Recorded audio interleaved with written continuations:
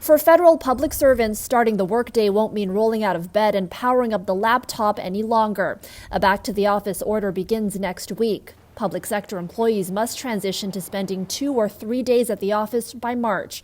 It's part of a growing trend of employers taking a harder stance on returning to the office. Employers are reporting that it's the collaboration, innovation, those kinds of networking that they're really finding more difficult to replicate in online work.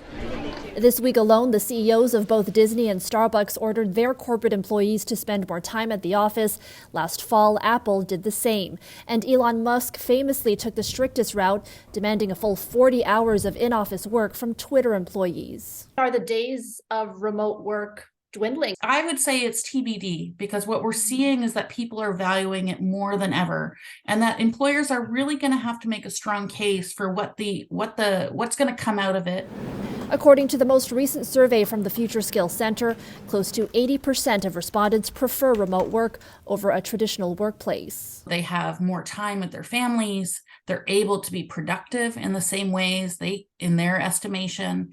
And impressively, in Canada, we're seeing about 1 in 10 workers reporting that they're able to move to other communities because they can work remotely.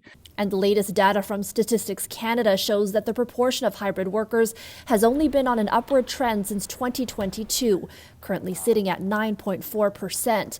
But management professor at the University of Guelph, Nita Chinzer, argues that even though workers may have a preference for working remotely and may even leave if the option is taken away, the employer's push to return to the office is not going to ease. I think that companies are afraid of being left behind.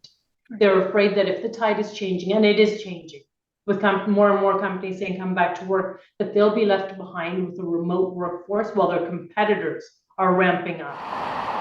Chinzer says more organizations are offering solutions to better accommodate a return to the office, including childcare options or branch offices that are closer to home.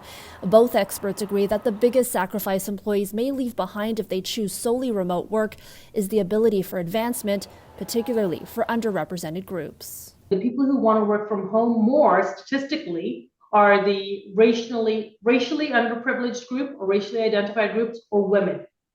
And if we allow people to elect to work from home because they're trying to balance their non-work needs, we're actually taking massive steps back.